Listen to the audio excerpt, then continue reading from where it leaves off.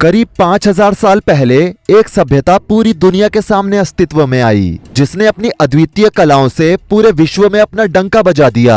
ये सभ्यता थी मिस्र की सभ्यता, और हजारों बेहतरीन कलाओं के बीच मिस्र ने पूरे विश्व में मानव जाति को काले जादू नाम की एक कला से भी परिचित कराया। मिस्र में होने वाले छोटे से लेकर बड़े बड़े कामों में इस काले जादू का इस्तेमाल किया जाता था। प्राचीन मिस्र में जादू और चिकित्सा का घनिष्ठ संबंध था। जो बड़े बड़े रोग दवा और इलाज से ठीक नहीं हो सकते थे, उन्हें काले जादू की मदद से ठीक किया जाता था। लेकिन इन काले जादुओं को करने के खतरे भी काफी होते थे। इतिहासकारों की जांच पड़ताल के मुताबिक मिस्र के पास एक खुदाई के दौरान एक बड़ा पत्थर मिला, जिस पर हाथों के द्वारा कारीगरी करके एक लेख लिखा गया था। हजारों साल पुराना होने की वजह से ये लेख कुछ मिट चुका था और पत्थर भी जगह जगह से टूट चुका था। लेख के अनुसार उसमें मिस्र के पहले काले जादू के बारे में लिखा हुआ था। मिस्र में सबसे पहले काला जादू मिस्र के एक रहस्यमयी आदमी ने किया था। ये आदमी देखने में सामान्य आदमियों की तरह ही था, लेकिन उसके पास रहने वालों का कहना था कि ये सामान्य व्यक्ति नहीं है, क्योंकि इस व्यक्ति के घर के बाहर रोज सुबह कुछ न कुछ अजीब मिलता था, जैसे कि कभी हड्डियां, कभी नींबू और कभी कभी तो बिल्ली दो हिस्सों में कटी हुई इस आदमी के घर के बाहर मिलती थी। जब ये बात मिस्र के फिरौन नार्मर तक पहुंची तो उन्होंने उस व्यक्ति को महल में बुलाया और उससे पूछा कि आखिर तुम ऐसा क्यों करते हो और ये सब तुम्हारे घर के सामने ही क्यों मिलता है। ये सब सुनकर उस आदमी ने कोई जवाब नहीं दिया। नार्मर के बार बार पूछने पर भी वो व्यक्ति अपने मुंह से किसी तरह का एक शब्द निकालने को भी तैयार नहीं था। उसका ऐसा अजीबोगरीब रवैया देखकर नार्मर ने उसे जेल में बंद करवा दिया और नार्मर ने सिपाहियों से उस पर नजर रखने को कहा। अगली सुबह पूरे महल में हाहाकार मच गया जब लोगों को पता चला कि जिस जेल में वो आदमी बंद है, उस जेल के बाहर दाएं तरफ सुबह एक मरी हुई बिल्ली दो टुकड़ों में पड़ी हुई थी। ये बात नार्मर को पता चली तो नार्मर जेल के पास आए और उन्होंने उस व्यक्ति से फिर पूछा, लेकिन वो व्यक्ति कुछ नहीं बोला। नार्मर ने उस व्यक्ति को जेल से बाहर निकाला और उसे अपने कक्ष में लेकर गया। उसके बाद से वो व्यक्ति कभी भी दोबारा पूरे मिस्र में कहीं दिखाई नहीं दिया। इस प्रोजेक्ट पर रिसर्च कर रहे इतिहासकार इस बात को बताते हैं कि उस व्यक्ति ने नार्मर को पूरी तरह से काला जादू सिखा दिया था। उसके बाद वो गायब हुआ था। नार्मर मिस्र का पहला फिरौन था जिसे काला जादू आता था। दोस्तों बता दें, नार्मर ने काला जादू सीखने के बाद अपना नाम नार्मर रखा था। इससे पहले उसे मैनस के नाम से जाना जाता था। हालांकि नार्मर का मतलब होता है दर्द देने वाली एक खतरनाक कैटफिश। हो सकता है मैनस ने अपना नाम नार्मर इसलिए रखा हो क्योंकि काले जादू को सीखने के बाद उसे हर 21वें दिन किसी जीव की बलि देनी होती थी। दोस्तों, मिस्र का संबंध काले जादू से शुरुआत से ही रहा है और आज भी मिस्र में काले जादू का प्रयोग हर चीज में होता है। इजिप्ट के बड़े बड़े प्रोजेक्ट्स में भी काले जादू का बड़ा महत्व है। प्राचीन मिस्र में उस रहस्यमयी आदमी के बाद अगर किसी को काले जादू का ज्ञान हुआ था तो वो मिस्र का पहला फराओ नार्मर ही था। लेकिन जैसे जैसे समय बीतता गया वैसे वैसे मिस्र के हर वासी के लिए काला जादू सीखना एक जरूरत बन गई और एक समय के बाद काला जादू मिस्र के हर घर के बच्चे को पढ़ाई के रूप में पढ़ाया और सिखाया जाने लगा। वहाँ के लोग इस काले जादू को एक शील्ड की तरह इस्तेमाल करते थे। प्राचीन मिस्र की सभ्यता वास्तव में इतनी सभ्य थी कि नार्मर या फिर उसके राज्य में कभी किसी ने इस काले जादू का इस्तेमाल किसी को नुकसान पहुँचाने के लिए कभी नहीं किया। दोस्तों, मिस्रवासी काले जादू को हेका कहते थे और उनके अनुसार ये पूरे ब्रह्मांड की शक्ति को नियंत्रण करने का एक सटीक तरीका था। यही कारण था कि जब नार्मर की मृत्यु हुई तब उसने अपने आप को बचाने की कोशिश नहीं की। अगर नार्मर चाहता तो वो काले जादू से अपनी मृत्यु को कुछ समय के लिए टाल सकता था। इसके लिए उसे अपने जैसे कुछ इंसानों की बलि देनी पड़ती, लेकिन उसने अपने प्रमाण को त्यागना ही उचित समझा, क्योंकि नार्मर का कहना था कि हमारे हाथ में अगर कोई शक्ति है तो हमें उसका दुरुपयोग नहीं करना चाहिए, क्योंकि प्रकृति हर चीज को दोगुना करके वापस करती है। इसका मतलब अगर मैंने काले जादू से अपनी मृत्यु को आगे बढ़ाया तो इसका परिणाम बहुत बुरा होगा। इन सब बातों का वर्णन लेस्टर पिकर द्वारा लिखी गई बुक द फर्स्ट फराओ में विस्तार से किया गया है। दोस्तों, नार्मर ने ही पिरामिड्स की नींव भी रखी। हालांकि वो पिरामिड्स बनवा नहीं सका। नार्मर के मरने के बाद जोजर नाम के फराओ ने पिरामिडों पर काम शुरू करवाया। पिरामिडों के काम के दौरान कई बार ऐसा हुआ कि जोजर को लगा कि पिरामिडों का निर्माण सफलतापूर्वक नहीं हो पाएगा। तब उसने भी काले जादू का सहारा लिया।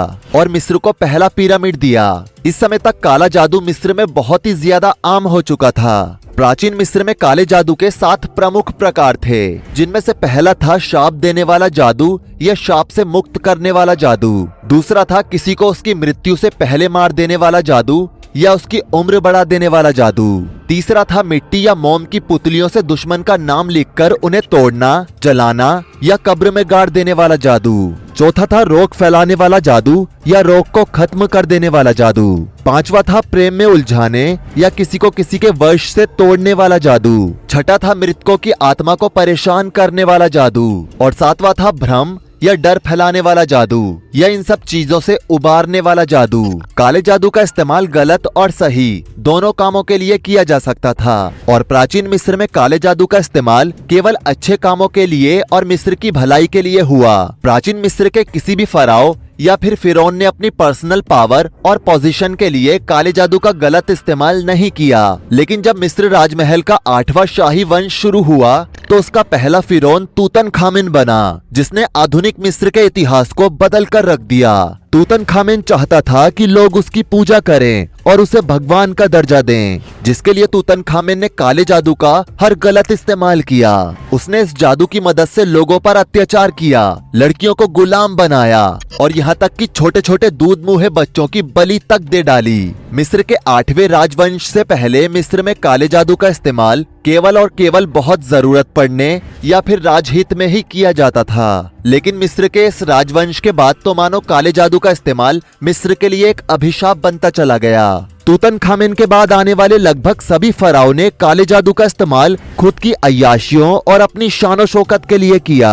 मिस्र की 18वीं राजवंश की फराओ क्लियोपेट्रा ने तो काले जादू की सारी हदें पार कर दी थी। इतिहासकार चार्ल्स ईसावी और the dark Egyptian witchcraft the secret book of Egyptian black magic के मुताबिक क्लियोपेट्रा ने 21,000 बच्चों की बलि दी थी और उसका कारण ये था कि वो अपने हुस्न को बरकरार रखना चाहती थी। और काले जादू करने के दौरान उसे एक सपना आया था। इस सपने में एक सरकटे रहस्यमय व्यक्ति ने क्लियोपेट्रा को एक खून से लिखा खत दिया था, जिस पर लिखा था कि अगर वो 2100 बच्चों की बलि देती है तो उसकी जवानी हमेशा के लिए बनी रहेगी। ये 2100 बच्चों की बलि आपको कुछ ज्यादा लग रही होगी, लेकिन क्लियोपेट्रा के लिए ये उस समय कुछ भी नहीं था। दोस्तों, आपको बता दें कि ये जिस काले जादू की हम बात कर रहे हैं उसके अनुष्ठान की विधियां अलग अलग हैं। हर काम की सिद्धि के लिए अलग तरह की पूजा होती थी। पुराने मिस्र में इस पूजा के अनुष्ठान से पहले निश्चित दिनों की एक अलग पूजा होती थी, जिसमें हेका को खुश किया जाता था। बता दें, मिस्र में काले जादू के देवता को हेका कहा जाता है, जिसके बाद काले जादू का नाम भी हेका ही पड़ गया। कहते हैं कि जब तक हेका खुश नहीं होंगे तब तक कोई काला जादू सफल नहीं होगा, उल्टा वो नकारात्मक परिणाम देगा। इसलिए हेका को खुश करना जरूरी होता था। आपको एक बात और बता दें जिस पर सबसे ज्यादा ध्यान दिया जाता था, और वो ये कि जब तक ये काले जादू की पूजा चलेगी तब तक पूजा पंडाल में या पूजा पंडाल के आसपास किसी स्त्री या महिला का आना जाना, घूमना पूर्णतः वर्जित था। क्योंकि अक्सर ऐसा देखा जाता था कि काले जादू में अक्सर पंडाल के आसपास भूतों और बुरी आत्माओं का साया होता था और वो इन लड़कियों को जकड़ लेती थी। इसलिए एंशिएंट इजिप्ट में होने वाले सभी फराओं ने काले जादू की प्रक्रिया के लिए मिस्र के राजमहल से दूर एकांत का स्थान चुना था, जबकि आधुनिक मिस्र में चीजें उल्टी होने लगी थी, क्योंकि महलों और घरों में ही मिस्रवासी अपने दुश्मनों पर काला जादू करने के लिए अभिशाप ग्रंथों और प्रतीकों का उपयोग करने लगे थे। अक्सर इन अभिशापों को मिट्टी या मोम की गुड़िया पर उभारा जाता था और फिर विशेष अनुष्ठानों के साथ नष्ट कर दिया जाता था। एंशिएंट इजिप्ट में फराओ खुद ही काला जादू तंत्र सीखकर सारा अनुष्ठान करते थे, लेकिन आधुनिक मिस्र के फराओ जादूगर और पुजारियों का प्रबंध करके उनसे ये अनुष्ठान पूर्ण करवाते थे। उसके बाद जादूगर और पुजारी मरे हुए लोगों की आत्माओं को बुलाकर उनसे जानकारी प्राप्त करते थे और उन्हें कांच की बोतल में कैद कर लेते थे, ताकि बाद में वो इस आत्मा से अपना कोई और काम भी करवा सकें। मिस्र के फराओ और उच्च पुजारी जादुई ताबीज और अनुष्ठानों का उपयोग करके स्वयं को काले जादू से बचाने का भी प्रयास करते थे। दोस्तों, मिस्र में ये भी प्रथा थी कि अगर कोई व्यक्ति बुरी आत्माओं या श्राप से पीड़ित होता है तो पुजारियों द्वारा विशेष अनुष्ठानों से उसका उपचार किया जाता था। मिस्र में कई बड़े प्रसिद्ध काले जादू के उदाहरण हैं, जैसे कि एग्जीक्यूशन टेक्स्ट, ये श्राप देने वाली ग्रंथियां थी जिनमें दुश्मनों के नाम लिखे जाते थे और फिर उन्हें नष्ट कर दिया जाता था। इसके अलावा फराओ और फिरौन की कब्रों की सुरक्षा के लिए मंत्रों और ताबीजों का इस्तेमाल किया जाता था। यहाँ तक कि मिस्र के मकबरों में चेतावनी लिखी होती थी कि यदि कोई चोर कब्र को लूटने की कोशिश करेगा तो उसे श्राप लग जाएगा और वो बहुत बुरी